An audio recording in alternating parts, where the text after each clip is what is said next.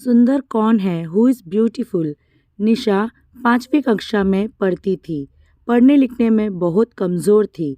बस उसकी एक ही विशेषता थी कि वह दिखने में सुंदर थी। इसलिए सब उसकी सुंदरता की तारीफ करते थे।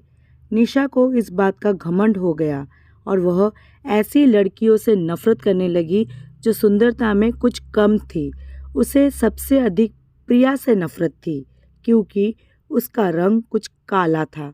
वह हमेशा उसे काली बिल्ली कहकर चिढ़ाती थी, लेकिन प्रिया का स्वभाव इतना अच्छा था कि वह उसे कभी कुछ ना कहती।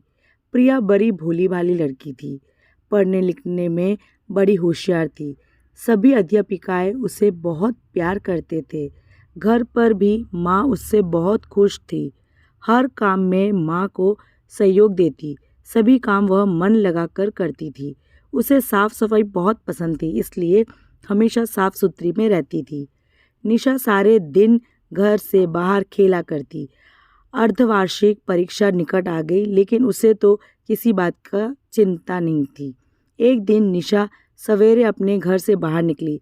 उसके पापा नई गेंद लाए थे, इसलिए वह बहुत खुश थी। वह सीधी अपनी एक सहेली दिव्या के घर गई। दिव्या उस समय अपने घर की सफाई करने में मदद कर रही थी। निशा को देखते ही वह बोली, आओ निशा। दिव्या, चलो बाहर खेलने के लिए चलते हैं। नहीं निशा, मुझे तो अभी बहुत काम करना है। फिर सवेरे सवेरे पढ़ने का समय होता है। मैं शाम को खेलूंगी। यह सुनकर निशा ने मन ही मन कहा, बड़ी आई काम करने वाली, और मुंह फुलाकर बाहर चली गई। इसके बाद वह अपनी दूसरी सहेली सुनीता के यहाँ गई और नई गेंद दिखाते हुए बोली, सुनीता, क्या तुम मेरे साथ चलेगी? नहीं, मैं तुम्हारे साथ अभी नहीं जा सकती, ऐसे सुनीता ने कहा। मुझे अभी पढ़ाई करनी है, घर का काम करना है। यह सुनकर वह निशा चुपचाप बिना कुछ कहे गुस्से से बाहर चली गई। इसके बाद वह अपनी कई सहेलियों के घर गई, पर सभी पढ़ाई कर रही थी। किसी को खेलने की फुर्सत नहीं थी। निशा सोचने लगी, इन सबको क्या हो गया है? इन्हें तो बस घर का काम करना और पुस्तकें पढ़ना ही पसंद है। फिर कुछ सोचकर निशा अपनी प्रिय सहेली नेहा के घर गई, लेकिन वह भी उस समय पढ़ाई कर रही थी।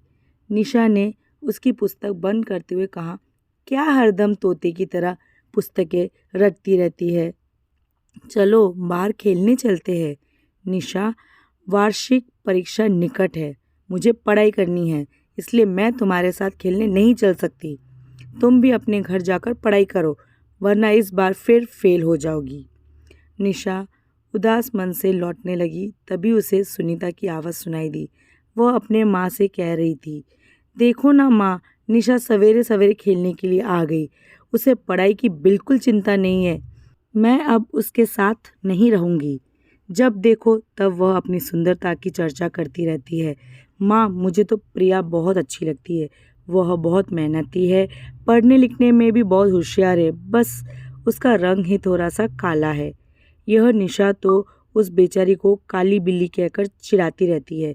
यह सुनकर उसकी माँ बोली, सुनीता, सुंदरता रंग से नहीं, गुणों से होती है।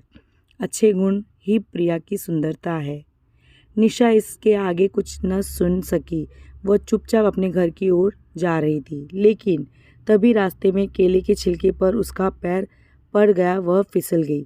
प्रिया अपने घर के बाहर खड़ी थी। उसने निशा को गिरते देखा तो तुरंत दोनों हाथ पकड़कर उसे बड़े प्यार से उठाया। यह देखकर निशा की आंखें भर आई। वह मन ही मन सोच रही थी कि वह प्रिया से कितनी नफरत करती है, लेकिन प्रिया के मन में उसके लिए कितना प्यार है। वह बोली, प्रिया, तुम सबसे सुंदर हो। मैं काली बिल्ली हूँ। मैंने तुम्हें काफ़ी तंग किया है, बहुत चिढ़ाया है। मुझे माफ़ कर दो। अरे भला सहेली से माफ़ी मांगी जाती है? सचमुच निशा ने अपनी सुंदरता पर घमंड करना और प्रिया को चिढ़ाना छोड़ दिया।